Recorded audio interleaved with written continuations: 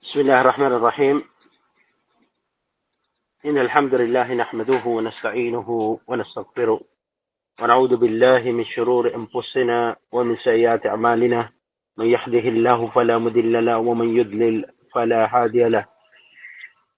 Sa ngalan ni Allah, maawain na mahabagin, ang pagpupuri ay para kay Allah lamang. Pinapapurihan natin siya, inaasahan, hinihinga ng kapatawaran, at sa kanya tayo nagbabalik loob. Tayo magpakupkop kay Allah laban sa kasamaan ng ating mga sarili at kalaswaan ng ating mga gawa. Sino man ang gabayan ni Allah ay wala na makapagliligaw pa sa kanya. At sino man ang pabayaang maligaw ni Allah ay wala na makapaggagabay pa sa kanya. Next slide. وأشهد أن لا إله إلا الله وحده لا شريك له وأشهد أن محمدا عبده ورسوله لم يلد ولم يولد ولم يقل له كفوا أحد. At tayo di sumasaksi na walang Diyos maliban kay Allah na walang kaparis, na kung saan hindi siya pinanganak at hindi siya nagkaanak at sa kanya ay walang katulad. Next slide. وثانيا وأشهد أن محمدا عبده ورسوله اللهم صل وسلم وبارك على سيدنا ونبينا محمد وعلى آله وأصحابه أجمعين وبعد. At tayo din ay sumasaksi na si Muhammad sallallahu alaihi wasallam ay kanyang alipin at kanyang sugo. O Allah, ipagkaloob mo po ang kapayapaan at yung biyaya kay Propeta Muhammad at sa kanyang pamilya at sa kanyang mga kasamahan ng sama-sama at sa mga taong tumatahak sa landas o kaparaanan ng kanyang iniwanan hanggang sa huling araw at pagkatapos. Next slide. Noong nakaraan linggo ay pumasok tayo sa haligi ng iman. Kung saan ito ay pangalawang haligi na tinawag bilang paniniwala sa mga anghel. Tinalakay din natin ang mga katanungan o issue patungkol dito. Sinabi natin na nakaraan na nilikha ni Allah subhanahu wa ta'ala ang mga anghel sa o mula sa liwanag. Sinabi ng mga ulama, khalaqallahu al-malaika min nur, al-insan khalaqa min tin, wa janna khalaqa min nari bila dukhan. Sabi ng mga scholar, katunayan na ang mga anghel ay nilalang o nilikha ni Allah mula sa liwanag, at ang mga tao naman ay mula sa alikabok, at ang mga engkanto ay mula sa apoy na walang usok. Ito ay nagmula, o fi dalilu, وقال النبي صلى الله عليه وسلم وقال الرسول صلى الله عليه وسلم خلقت ملائكة من نور وخلق الجن من مارج من نار وخلق آدم مما وصف لكم. Sinasabi ni Aisha, kalugdan nawa siya ni Allah, na sinabi ng mensahero ni Allah na ang pagpapala ni Allah sumakanya at kapayapaan, nilikha ang mga anghel mula sa liwanag at nilikha ang mga engkanto o jin mula sa apoy na walang usok at nilikha si Adan kung paano ito ipinaalam sa inyo. So, inuulat ni Imam Muslim. At tinalakay din natin nakaraan na patungkol sa masailo issue kung kailan daw nilikha ang mga anghel. At pinaliwanag sa atin ng mga mupassirun na nagpapaliwanag sa paksahing ito, laysa lana ilmun ala wajhi at-tahdid biwaqt khalaqahum li'adad o warad an-nas fil aya o fi hadith ng Rasul sallallahu alaihi wasallam. Sabi ng mga nagpapaliwanag na wala silang sapat na kaalaman o impormasyon sa eksaktong panahon kung kailan nilikha ang mga anghel. Dahil hindi binanggit sa nas o sa revelasyon tulad ng Quran at Sunnah kung kailan ito nilikha. Ngunit binanggit ni Allah subhanahu wa ta'ala sa aya sa Quran, sa Surat Al-Baqarah, ang paglilinaw sa atin na ang mga anghel ay nilalang bago pa man likhain ng tao. Sa aya, wa fi dalilu, ang katibayan patungkol dito, nang sabihin ng Allah subhanahu wa ta'ala, ba'a'udhu billahi min syaitanir rajim, wa idh qala rabbuka lil malaika inni ja'ilu fil ardi khalifa. Qalu aj'al fiha min yufsidu fiha wa yusfiqa ad-dima' wa nahnu nusabbihu bihamdika wa nuqaddisu lak. Sinabi na lang katasasan bilang pagpapaalam sa atin ng sabihin ni Allah sa mga anghel. No? Pinaalam niya sa mga anghel, sabi ni Allah, ako ay lilikha sa kalupaan ng mamumuno. Sinabi ng mga anghel, maglalagay ka ba muli o maglalagay ka na naman ng panibagong grupo na mamumuhay sa kalupaan na magpapadanak ng dugo. Samantalang kami naman ay pumupuri sa iyo, lumuluwalhati sa iyo. Sinabi ni Allah sa mga anghel, inni a'lamu ma la ta'lamun. No? Alam ko ang mga bagay na hindi nyo alam. Ito yung pagpapatunay ayon nga kay Imam Sa'di rahimahullah, bi'akbaruhum, no? Binalita ni Allah sa mga anghel, wa khalaqal insan qad dalla ala annahum mawjudun qablahu. Na sinabi ni Imam Sa'di na pagbabalita to sa atin na ang mga anghel ay nandoon na bago pa man likain ang ating ninunong si Adan. Ibig sabihin, ang mga anghel ay nilalang bago pa sumulpot ang sangkatauhan. So, nandun na sila. Ngunit ang eksaktong panahon kailan sila nilikha ay hindi natin alam. No? Walay sa almana, ang sabi ng mga scholar patungkol dito. Ngunit alam natin na sila ay nandoon na. No? Subhanallah. Ganun din tinalaki natin nakaraan kung maaari bang makita, matanaw ng ating mga mata yung mga anghel, no? Tulad ng mga propeta, no? Ayon nga sa mga pasiro, no, ayon sa mga nagpapaliwanag sa paksayang ito, na al-malaika khulqa min nur, no? Kama rawaha fi Muslim wal Bukhari. La yumkinu ahadin, no, an ra'ahu. Sabi ng mga scholar na ang mga anghel ay nilalang ni Allah sa liwanag at wala ni isa sa atin ang maaring mag-angkin na maaari niyang makita o nakita niya ang anghel sa original na itsura nito. Ito ay napaka-imposible, no? Kasi hindi tayo binigyan ni Allah ng kakayahan ng ating mga mata para matanaw o makita ang mga anghel sa original nitong forma. Maliban lamang alam natin kung ito ay magkatawan tao tulad ng nangyari sa panahon ni Propeta Ibrahim alayhi salam o kaya sa panahon ng Propeta Muhammad sallallahu alaihi wasallam nang si Jibril ay magtungo sa Madina. O fi akhirih, no? Na ganun din tinalaki natin nakaraan yung mga kung yung Masaylo issue doon na tanong na kung meron daw kasarian ang mga anghel, kung sila ba ay babae o lalaki ba sila o babae. Na alam natin nilinaw sa atin to, no? Naman skola na al-malaika la yasifuna bid-dhakar wal untha, no? Hindi natin pwedeng ilarawan o hindi natin pwedeng sabihin o hindi natin pwedeng angkinin na ang mga anghel ay babae o lalaki, no? Dahil sa Allah subhanahu wa ta'ala ay hindi nagpahayag sa atin na siya ay nagbutang o naglagay ng kasarian sa mga anghel, no? Sabi ni Allah subhanahu wa ta'ala, wadalilu, ang katibayan patungkol dito, Allah ta'ala, waja'ilul malaika alladhina hum ibadur rahman inatan wa ashhadu khalaqahum. Sabi ni Allah subhanahu wa ta'ala, sinasabi nitong mga nag-aangkin nito ang mga ahlul kitab, no? Sinasabi natin ang mga Hudyo at Kristiyano. Sila ay nagsasabi na ang mga anghel daw ay nilalang ni Allah na mga babae. Kaya ang tanong sa kanila ni Allah, ang hamon ni Allah sa kanila, kayo ba'y saksi? No? Nakatanaw ba kayo? Saksi ba kayo nang nilikha ni Allah ang mga anghel bilang babae? Para angkinin nila na ang mga anghel ay babae. Subhanallah. Sabi pa ni Allah subhanahu wa ta'ala, ba'da a'udhu billahi minash shaitanir rajim, khalaqna al-malaika inatan wa hum shahidun. At nang nilalang ba namin ang mga anghel na may kasariang kababaihan, nandoon ba sila? No? Nakatingin ba sila? Saksi ba sila? Sa bagay na hamon ni Allah subhanahu wa ta'ala. At alam natin ang bagay na ito ay pananagutan ng mga taong nagsasabi na ang mga anghel ay mga babae. So ito ay bagay na taliwas sa labas ng Islam. Lalo sabihin natin yung mga balik Islamdan o yung mga yumakap sa Islam na dating Kristiyano. Alam natin na sa inyong pinatutunguhan na kung kapilaman nyo o simbahan may mga larawan doon ng anghel na sila ay itsurang babae, no? Waya de bila. Minsan maninipis pa yung damit o kaya sabihin natin may mga anghel doon putol ang katawan, ulo lang, pero may pakpak na tinatawag ng kerubin. Itong mga bagay na ito ay walang espasyo sa Islam at hindi ito pinapayagan sa Islam, no?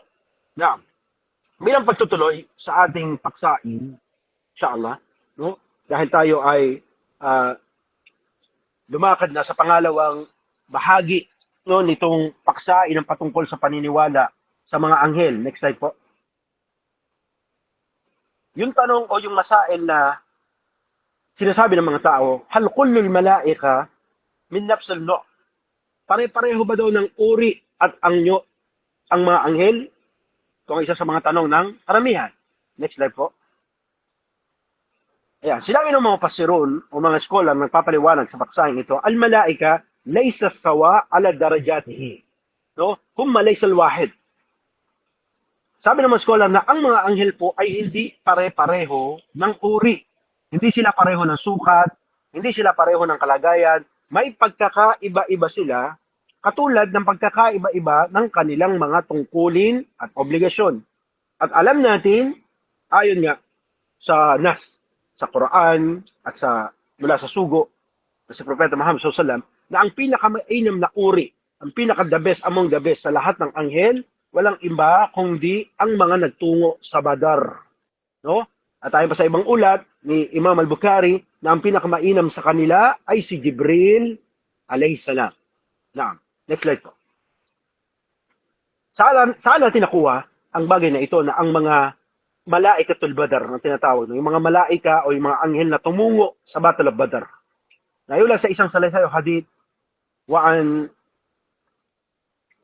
أهل بدر وقال جاء جبريل إلا النبي صلى الله عليه وسلم فقال ما تدن أهل بدر فيكم فقال من أفضل المسلمين ما شاء الله أو كلمة ونحوه فقال وكذلك من شهد البدر من الملائكة رواه البخاري.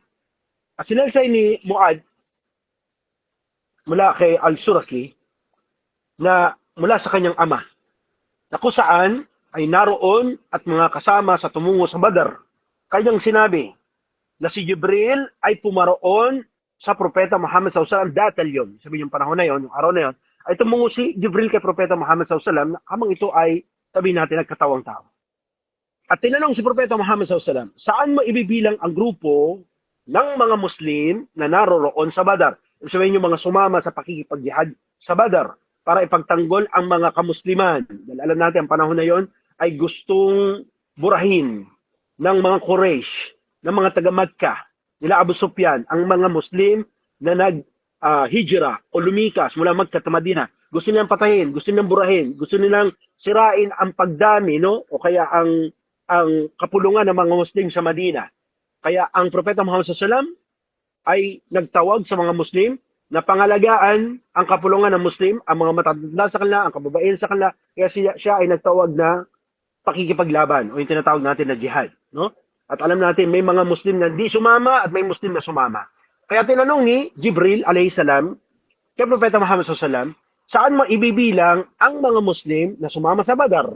At sinabi ng Propeta Muhammad SAW, sila ang pinakamainam na mga Muslim. Kaya kung tatanungin kayo, sino bang pinakamainam na Muslim? Ang mga Arabo ba? No? Ang mga taga-Moro ba? Sabi natin, ang mga Maranao ba? Tausog ba? Maguindanon ba? O Yakan ba? O Kagan ba? Hindi. Ang sabi ng Rasul sallallahu alaihi wasallam, ang pinakamainam na Muslim ay ang Muslim na sumama sa Badar. At sinabi ni Jibril kay Propeta Muhammad sallallahu alaihi wasallam, ganun din ang mga anghel na tumungo sa Badar kasama ng mga Muslim na nakipaglaban sa Quraysh. Sila yung pinakamainam na anghel. Ayon kay Jibril alayhi salam. No? Sila ang the best na mga Muslim, ang mga sumama sa Battle of Badr, at ganoon din ang mga anghel na bumaba at tumulong sa mga Muslim para labanan ang mga kuffar. Next slide po. Naam. Sabi ba, yaqulu Allah Ta'ala fil mala'ikat an-nar, bilanggit pa ng ayah o ng tanzil, la a'udhu billahi minash shaitanir rajim, ya ayyuhalladhina amanu قوا أنفسكم وأهليكم نارا وقودها الناس والحجارة عليها الملائكة غلاظ شداد لا يعصون الله ما أمرهم ويفعلون ما يأمرون. Sabi ni Alang Kadasatan, ito bakit natin Surat Tahrim, o kayong mga naniniwala, sagipin-an niya ninyo ang inyong mga sarili at ang inyong mga pamilya mula sa apoy na ang panggatong ay mga tao at mga bato. Magpapatunay na ang pangningas, no?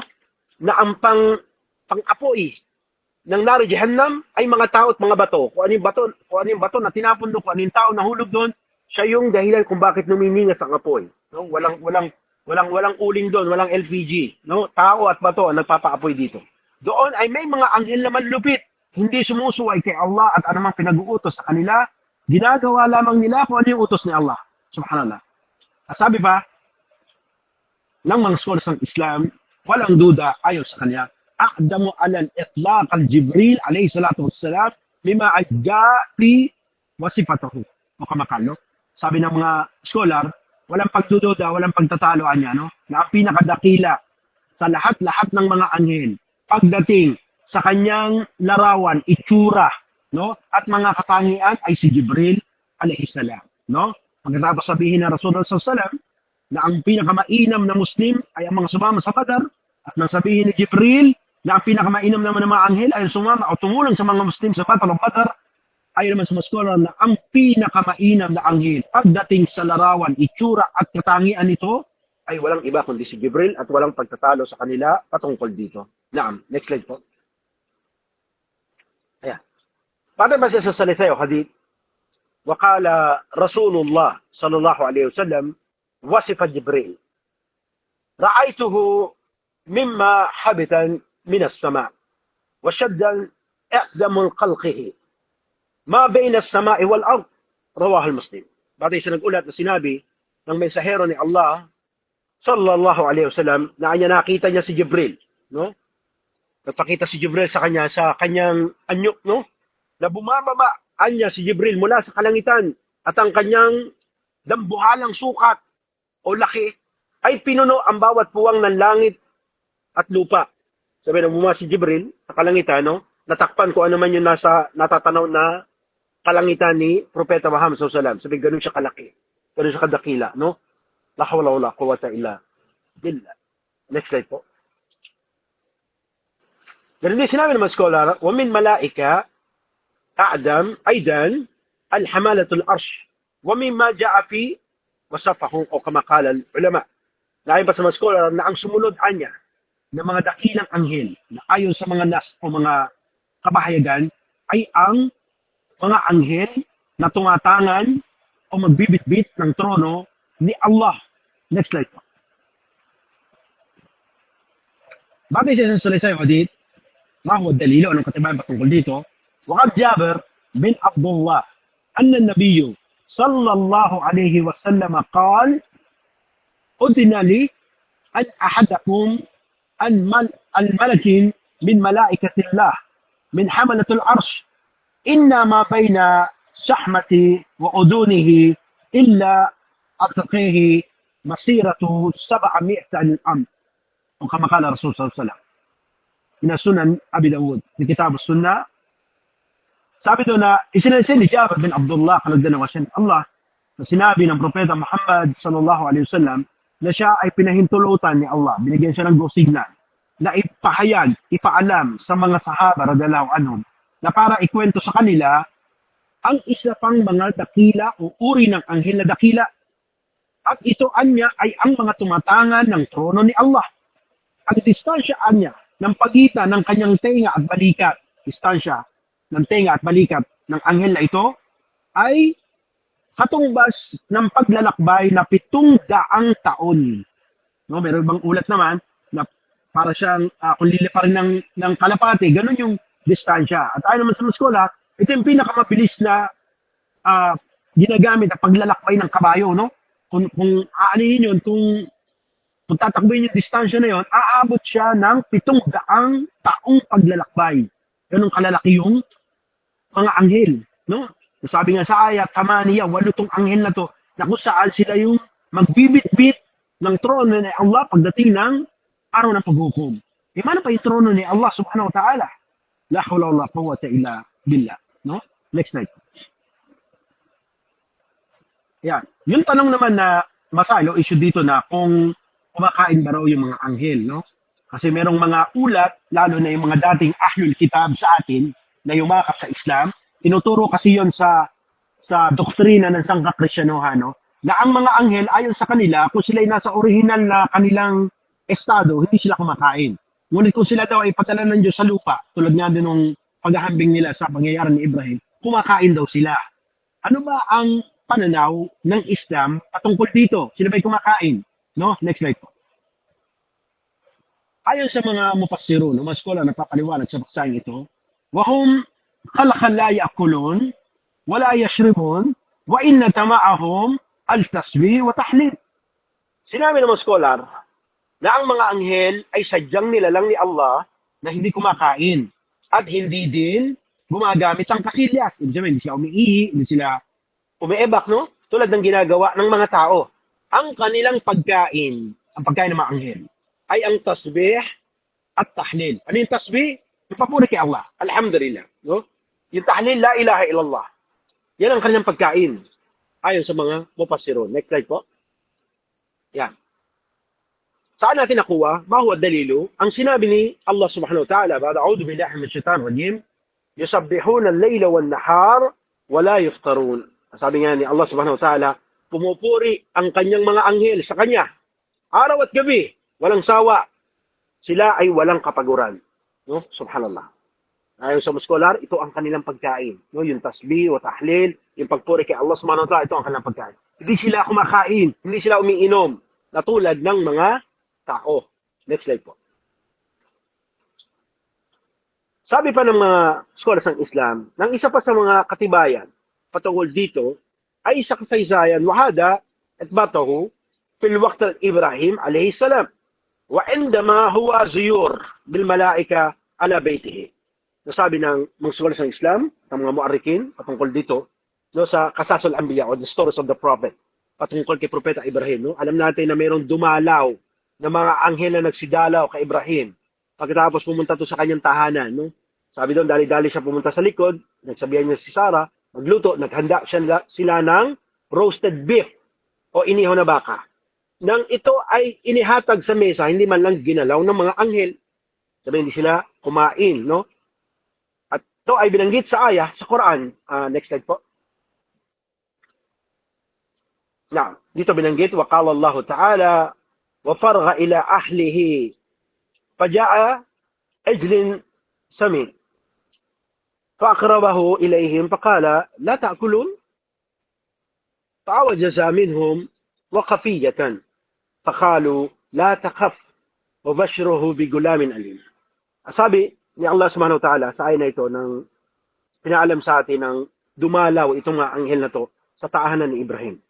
Sabi ng ayah na siya, ibig sabihin si Ibrahim, ay nagmadaling tumungo sa kanilang kusina at naglabas ng karneng inihaw at inihain ito sa kanila. At ang kanya sabihin sa kanila, hindi nyo ba hihipuin yung pagkain o hindi nyo ba kakainin? At siya ay nakumbinsi, sabi doon natakot, no? Sabi doon sa ayah, Yaqafu, no? Natakot si Ibrahim. Bakit? Kasi hindi sila kumakain. No? Sa atin, ang unang impression natin dito, baka hindi nila gusto yung pagkain na ating hinatag, no? Pero dito na tuklasan ni Ibrahim na ito'y hindi mga tao. Hanggang sa magsalita, itong dalawang anghel na to na dumalaw sa kanya at sinabi niya, no, Ibrahim, huwag kang matakot, no, dahil sila ay sinugo ni Allah, no? At siya ay bibigyang balita na siya ay magkakaroon ng isang anak na lalaki na may taglay na katalinuhan, no? Subhanallah. Ito yung pagpapatunay na ang mga anghel talaga ay la ya'kulun wa la yashrabun. Hindi sila kumakain at di umiinom. Isa pang dalil patungkol dito, next slide po. Slide 17. Yes. Yan o. Naam. قال الله تعالى على دليله بعد أعوذ بالله من الشيطان الرجيم فلما رأى أيديهم ولا تصل إليهم نخرعهم أو أجز منهم وقفيتا فقالوا لا تخف إنا أرسلنا إلى قوم لوط. No, ito na may isa sa pangyayari din. Sasabi doon ng sinabi ni Allah subhanahu wa ta'ala, pagbabalita sa atin ng pagbisita ng mga anghel muli kay Ibrahim alayhis salam. Sabi doon na makita ni Ibrahim na ang mga kamay nila hindi gumalaw para hipuin ang pagkain na nakahatag sa mesa. No? Siya ay natakot. At sinabi ng mga anghel, huwag kang matakot kasi kami ay pinadala para sa nasyon ni Lot. Alam natin yung storya ng Sodoma at Gomora. No? Yung tinatawag natin na Qaumul Lot o yung nasyon ni Propeta Lot. Na kung saan sabi natin, ang lalaki sa lalaki nagsisiping, ang babae sa babae nagsisiping. At dahil dito pinadala ni Allah ang dalawang anghel na to para sila ay lupigin, para sila ay puksain. No? Alam natin, umulan ng asupre sa lugar. Ang sabi nga sa tafsir ni Ibn Kathir, na itinaob, no, ni Jibril itong nasyon na ito. Kaya ito ay went under the sea. Subhanallah. No? Next slide po. Ayan. Yung tanong, sabi natin, hindi sila kumakain, di umiinom. Ang tanong, sila ba'y napapagod? No? Nakakaramdam ba ng kapoy o pagod ang mga anghel? Tulad ng mga tao. No? Next slide po.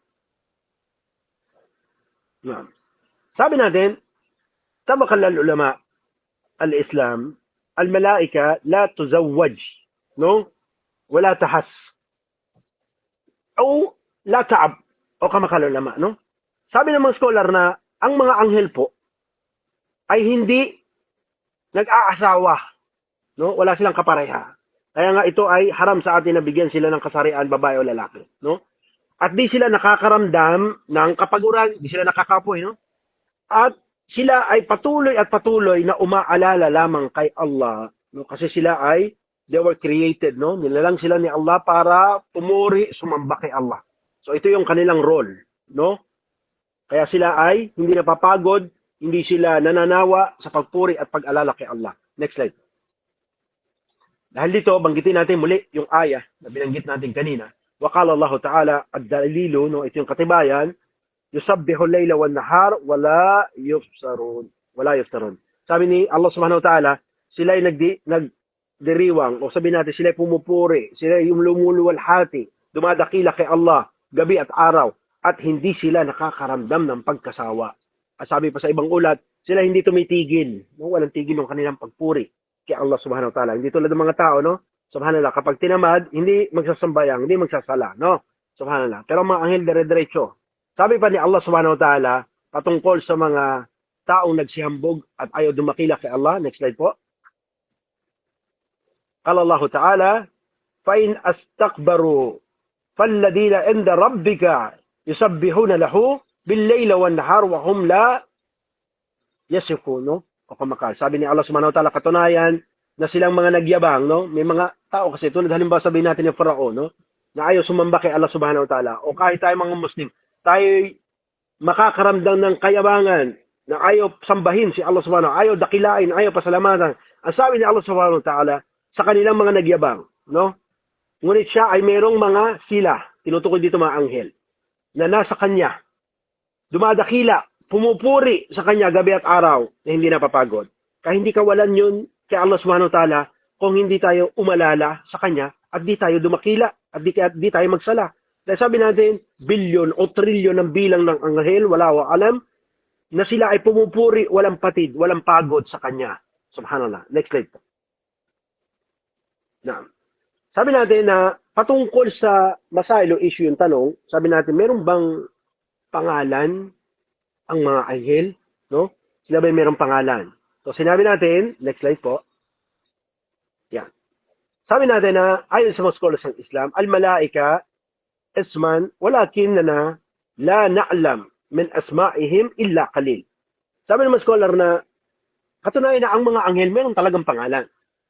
Ngunit ayon sa kanila, ang batid natin na kanilang mga pangalan ay kakaunti lamang. Maliban kung ano na lamang yung nasa nas o revelasyon at sinabi sa atin ng Propeta Muhammad sallallahu alaihi wasallam. At sabi pa nila, wajib al-imanu bih. No? Obligado na paniwalaan natin yung mga pangalan na binanggit ni Allah sa Quran at binalita sa atin ng Propeta Muhammad sallallahu alaihi wasallam. So inshallah, patuloy natin dito mag-open tayo ng question and answer, no?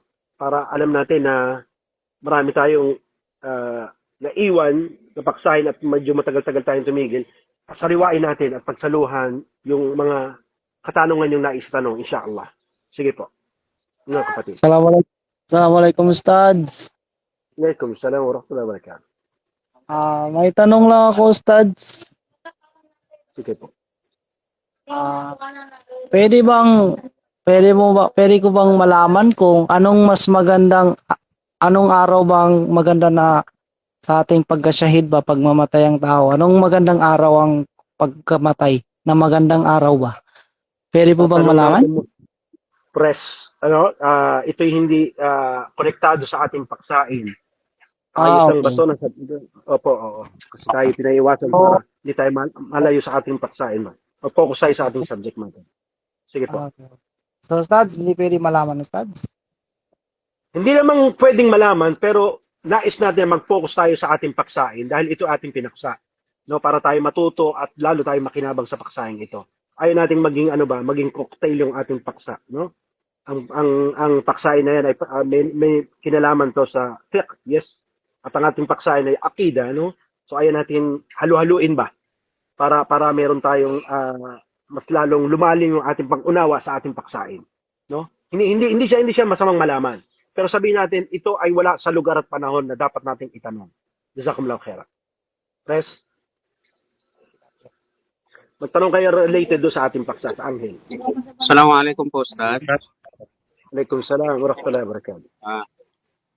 Dati po kasi may nag-lecture din sa amin na mga na Ustad na totoo po ba yun na yung may anghel, di ko lang ma-recall kung si Anghel Gabriel o si Anghel Israfil, na sinabi niya na pag samasamahin man daw yung tubig sa dagat, ilagay sa tuktok ng anghel na yun, na hindi ko maalala, ay hindi daw tatapon. Totoo po ba yun? At yung mundo daw, yung buong mundo, ilagay sa ilong niya, ay kakasya. Doon naman sa isang anghel. Hindi ko lang maalala kung ano yun. Totoo po ba yun? Sa susunod, kapag merong nagkwento sa inyo, o nagtalakay sa inyong gantong paksain, ay mas inam na tanungin natin sa kanila kung saang rawi ng hadith yun nakuha o kung saang aklat nila nakuha. O kung sabihin na ito ay kiniwento na isang syekh, tanungin natin. No? Kasi tayo'y pinaiiwasan, lalo pagdating sa akida, na maupo at makinig sa mga tagapagturo na ahlul dalal. No? Kasi merong mga pumapaksa ng paksain dahil nais nilang i-impress yung kanilang mga tagapakinig. Nagkukwento sila ng mga bagay na wala namang pinagkunan sa Quran at Sunnah. Ito ang ating pagkaiwasan, no? Meron tinatawag na mga ahlul mukallamun o mukallamin, no? Meron mga grupo ng tao na mahilig lang magkwento, pero yung kwento walang pinaghugutan, no? Kaya pag-iwasan natin. Kung halimbawa, sisiyasatin natin at ating bubulay-bulayin, in reality naman, talaga namang hindi kayang sakupin ang original na sukat at laki ni Jibril doon lamang sa dagat. Kasi ang dagat, sabi natin, nakakulong lang siya sa mundo. At ang tubig, sabi natin, ay 1/3 lamang ng mundo. Kung ang tinutukoy niya ay tubig na kung saan nandun ang ibabaw ng trono ni Allah subhanahu wa ta'ala, ibang usapan yun. Kasi tinuturo sa atin sa kitab ng Aqidatul Wasitiyya ng Shaykh Islam Ibn Taymiyyah rahimahullah, kung tatanungin tayo bilang Muslim, ayna Allah, nasan si Allah? Sinasabi natin, focus sama. Nasa kaibabawan siya ng langit. Hindi nararapat na sabihin natin, nasaan si Allah, sabihin natin, nasa langit. Kasi kapag sinabi nating langit lang, ayon kay Shaykh Islam Taymiyyah, ibig sabihin, nasasakupan ng panahon at lugar si Allah. Kaya ang tamang sagot daw, focus sama. Nasa kaibabawan siya ng langit. Hindi siya sakop ng langit. Ang anghel na si Jibril, tulad ng binanggit natin sa hadith kanina, na binanggit ni Propeta Muhammad SAW, wasyad, no? Sabi, napakalaki ng kanyang sukat. Nang siya'y bumaba, doon, sabi doon sa ikapitong kalangitan, nasakop lahat yung espasyo na natatanaw ni Propeta Muhammad SAW na langit. No? Sabi, napakalaki ni Jibril. Ano ba ang kumpara ng mundo sa kalangitan? Sabi natin, meron tayong tinatawag na Milky Way and galaxies. At ayon nga sa NASA, no? Taon-taon, dinidevelop nila yung telescope nila para matanaw nila kung ano yung dulo ng langit. At inaamin nila sa pagpapalakas nila ng teleskopyo nila, mas lalo nilang natututunan na walang lagot, walang patid, walang hangganan ng langit.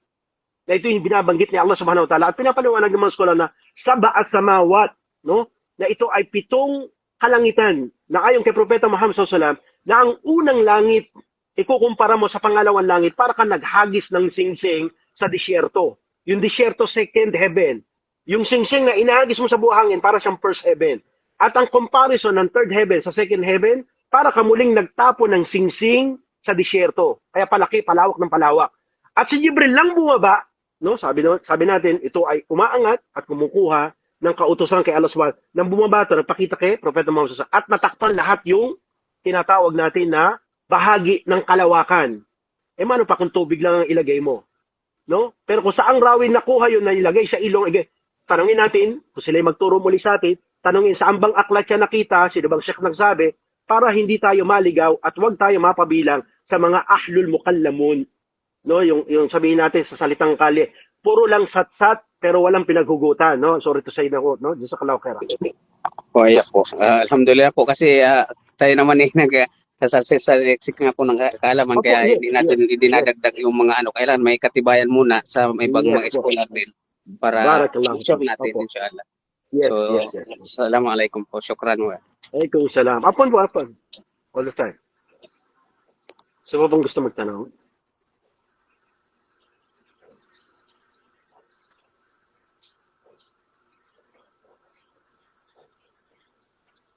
Napagod na sila, pres. Alhamdulillah. Kapatid, kung Sige po. ano po, follow-up question or kung wala na po, Ustad, inshallah kayo na po magsara ng ating klase. Okay. Para doon sa tinatanong ng kapatid kanina na patungkol doon sa yung shahid, no? O sinabi naman ng Propeta Muhammad SAW na hindi lamang yung shahid ay nasa, sabi natin, nasa dulo ng pakikipagdigma, no? Subhanallah. Ito ay maraming uri na yung nadaganan ng bato, nalunod, no? Pero again, hindi ito ang ating paksain. But nararapat at mas may karapatan na mag-focus tayo, no? Dito sa paksain ng akida para mas lalong lumalim yung ating kaalaman dito, no? Ayaw natin gawing fruit cocktail yung ating subject bilang pagbibigay galang sa rules and regulation ng grupo na ito at pagbibigay respeto natin sa batas na itinalaga at ganoon din at pagbibigay galang natin sa presidente ng grupong ito. Barakallahu fikum, matayo natin paghahabaan. Inshallah, next week magkita-kita muli tayo biidnillah kung tayo pagkalooban ng buhay at ganoon din ang kalusugan at ang panahon ni Allah subhanahu wa ta'ala ay muli magkita tayo. Muli sabihin natin, subhanaka wa bihamdika asyhadu an la ilaha illa ant wa nastaghfiruka wa atubu ilaik. Si Allah walang kapintasan ng ating pinapapurihan, humihingi kami ng tawad at kapatawaran kay Allah. Kayo mga kapatid ko sa Islam, hinihimo ko kayo na kayo magbalik loob kay Allah ang mapagtatawad ang mahabagin. Assalamualaikum warahmatullahi wabarakatuh.